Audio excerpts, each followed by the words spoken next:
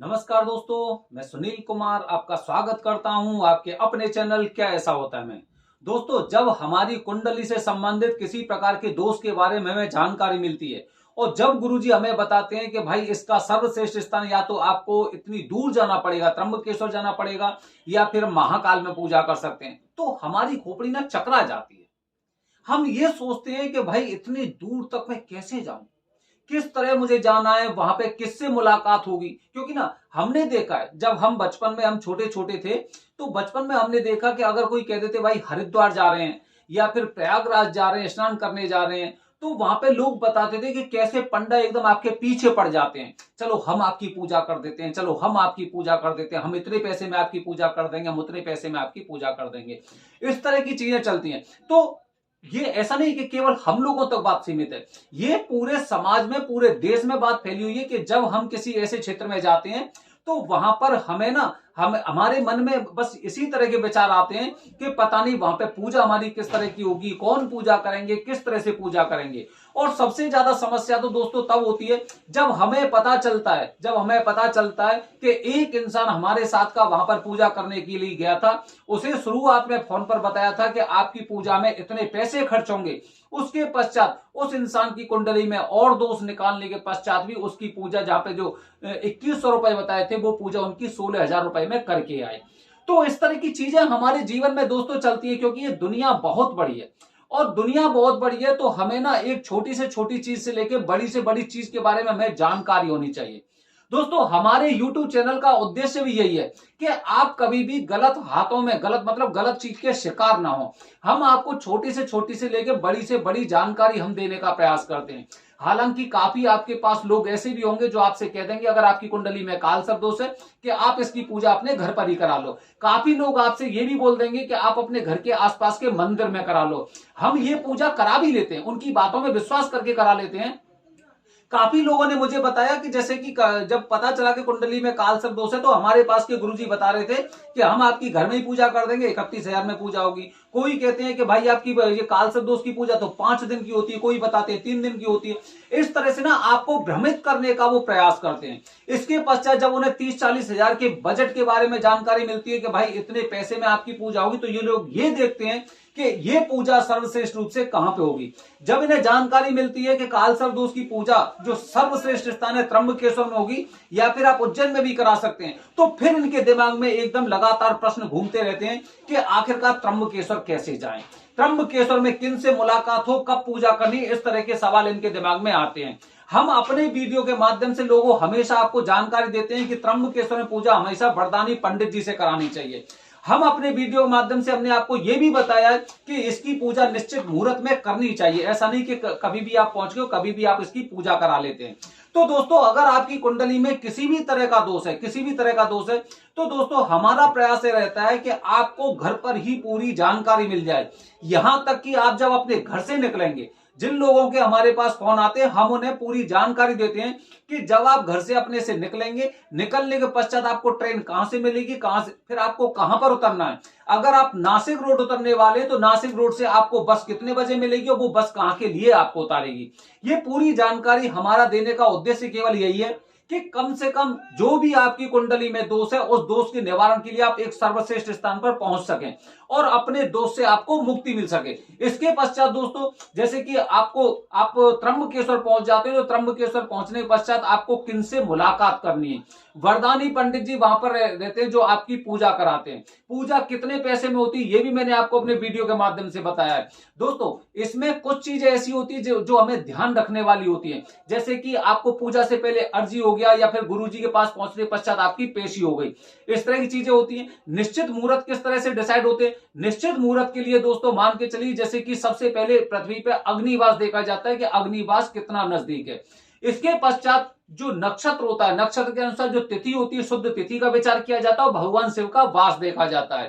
ठीक है, तो दोस्तों आपको भ्रमित होने की ना बिल्कुल आवश्यकता नहीं है। जो हमारे चैनल पर बताया गया है, जैसे भी बताया गया, वो जानकारी आपके लिए एकदम परफेक्ट जानकारी है और मैं दावा करता हूं कि अगर उससे ज्यादा उदाहरण के लिए अगर मैंने आपको बताया कि इस पूजा में आपके इतने पैसे खर्च होने वाले, मतलब कंप्लीट पूजा आपकी इतने में होगी, तो उससे 1 रुपया आपका ज्यादा नहीं लगेगा। दूसरी बात, काफी लोग ये विचार करते हैं वहां पे रुकेंगे कहां पर, किस तरह से रुकेंगे, कितना किराया होगा, भाड़ा कितना होगा, वो सारी जानकारी मतलब ना मैं भी आपको दे चुका हूं कि अगर आप त्र्यंबकेश्वर में जाने वाले हैं तो रुकने की आप बिल्कुल परेशान मत होइए। वहां पर जितने भी लोग जाते हैं सबके लिए स्थान मिल जाता है। बस थोड़ा सा अंतर ये होता है कि जो विशेष मुहूर्त होते हैं, जैसे कि महाशिवरात्रि हो गया, नाग पंचमी हो गया, सावन का महीना हो गया, अक्षय तृतीया हो गया, इस तरह के मुहूर्त पे आपको निश्चित रूप से जो होटल मिलेंगे वो बहुत महंगे मिलते हैं, बहुत महंगे होटल होते हैं, ठीक है। अन्यथा अगर इन तिथियों को छोड़कर आप कभी भी जाते हैं तो निश्चित रूप से आपको ये मानिए कि आपको लोएस्ट बजट में जो होटल मिलता है वो 400-500 रुपए में मिल जाता है।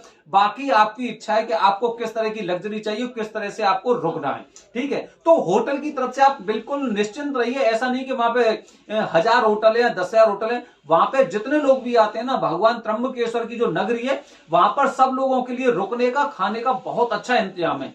जिस तरह से वहां पे पूजा होती है उसमें बताया जाता है कि आपको लहसुन प्याज का सेवन नहीं करना है, पूजा से पहले भी, पूजा के बाद में भी। तो वहां पर इस तरह के होटल भी बने हुए हैं। कुसावर तीर्थ के पास जब आप जाएंगे तो वहां पर काफी ऐसे होटल बने हुए हैं जहां पर बिना लहसुन प्याज का खाना बनता है, ठीक है। इसी तरह से वहां पे दोस्तों जैसे कि आप जाके देखेंगे, आपके आपके गुरुजी आपको बताते हैं कि नाग नागिन का जोड़ा कहां पे प्रवाहित करेंगे, ठीक है, घाट पे पूजा होगी कि नहीं होगी। ये सारी मिथक चीजें, जब आप एक बार त्र्यंबकेश्वर जाते हैं तो आप समझ जाते हैं कि वहां पर घाट पे पूजा नहीं होती। जब कालसर्प दोष के लिए सर्वश्रेष्ठ स्थान त्र्यंबकेश्वर बताया गया हो, वहां पे घाट पे पूजा नहीं होती। बस आप ये मान के चलिए कि आपके आसपास के जो गुरुजी ना, वो बस किसी माध्यम से उनको जानकारी है, या फिर यह है कि पुरानी चीजों को वो पढ़ते आ रहे हैं, या फिर किसी ने उनको गुमराह कर दिया, या फिर किसी तरह से उनको जानकारी मिली है, वही जानकारी वो आपको देते हैं कि घाट पर पूजा होगी। दूसरी बात दोस्तों, आप त्र्यंबकेश्वर में देखेंगे, त्र्यंबकेश्वर में केवल आपने न जाने कितने लोग पूजा करने के लिए एक साथ आते हैं। कोई भी लोग वहां पर नाग नागिन के जोड़े को प्रवाहित नहीं किया जाता। लोगों में ये मानसिकता एकदम आसपास के गुरुजी ने भर दी है कि भाई वहां पे नाग नागिन के जोड़े को प्रवाहित करना चाहिए आपको, लेकिन ऐसा कुछ भी नहीं होता है। आप एक बात बताइए कि नाग नागिन का पानी में प्रवाहित करने से क्या मतलब है? क्या सारे के सारे सांप पानी के ही होते हैं? कोई ऐसा सांप नहीं होता जो पृथ्वी पर रहता हो, या धरती पर रहता हो, जमीन पर रहता हो, ठीक है। ऐसा तो नहीं होता है कि भाई सारे जितने भी नाग है वो सारे सारे पानी में ही रहते, इसलिए जल में आप प्रवाहित कर रहे हैं। तो ये केवल मिथक होते हैं। दूसरी बात दोस्तों, घाट पे पूजा के बारे में लोगों की मान्यता है घाट पे पूजा करनी चाहिए। घाट पे पूजा विधि विधान से कर ही नहीं सकते। मैं दावा कर रहा हूं आपसे कि जो विधि विधान आप मतलब गुरुजी के पास, जो वरदानी पंडित जी ना, उनके पास जब आप जो पूजा करते हैं, वो विधि विधान आप घाट पर कर ही नहीं सकते। घाट पे कितने लोगों को बैठाएंगे? आप खुद सोचिए, आप खुद सोचिए कि कोई इतना बड़ा घाट नहीं है, कुसावट कुंड का बहुत छोटा घाट है। और जब ये विशेष मुहूर्त होते हैं उस समय मान के चलिए, वैसे भी ना अगर मुहूर्त को छोड़ भी दें तो जो छोटे मोटे मुहूर्त होते हैं उसमें भी डेली की करीब 100-150 पूजा होती है। 100-150 पूजा करने वाला स्थान है ही नहीं है, इतना बड़ा स्थान नहीं है। इसीलिए ना ये सारे सारे मिथक है, इन सब चीजों में मत पड़िए। बस हमेशा ध्यान रखिए दोस्तों, जब भी आपको लगे कि आपकी कुंडली में कालसर्प दोष है, दिए गए नंबर पर फोन करें। आप जहां के रहने वाले हैं, जहां के रहने वाले अपने नाम के साथ, और जहां पे आपको पूजा करवाना चाहते हैं, वो मुझे इसी नंबर पर व्हाट्सएप करें। जरूरी नहीं कि आप केवल स्टार्टिंग में मुझे फोन करें। सबसे पहले जब आप मुझे व्हाट्सएप करेंगे तो मैं आपको एक मुहूर्त पत्रिका भेजूंगा। मुहूर्त पत्रिका में से आपको एक जानकारी निकालनी है, मतलब उसमें से एक डेट फिक्स करनी है कि इस दिन मुझे पूजा करनी है। जब आप डेट फिक्स कर लेते हैं तब मुझे फोन करें, मैं आपको बताऊंगा कि आप कहां से चलने वाले हैं। नासिक रोड रेलवे स्टेशन उतरेंगे। जब इतने बजे उतरेंगे तो उसके पश्चात डायरेक्ट आपको वहां से बस मिलेगी। आपको कोई टैक्सी लेने की आवश्यकता नहीं है जिससे आपको लगे कि वो 1000 या 1200 रुपए आपसे वो बंदा लेने वाला है। 40 से 50 रुपए लगते हैं बस में, और सीधा वो त्र्यंबकेश्वर उतारेगी मंदिर से ज्यादा से ज्यादा 500 मीटर की दूरी पर।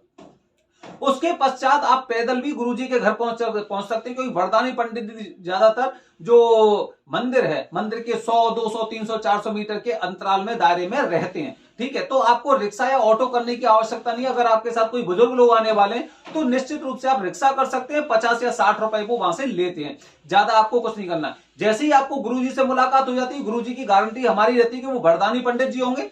और अगर फिर भी आपको डाउट रहता है दोस्तों, तो आपको एक बात ध्यान रखनी चाहिए, पूजा से 2 दिन पहले आइए।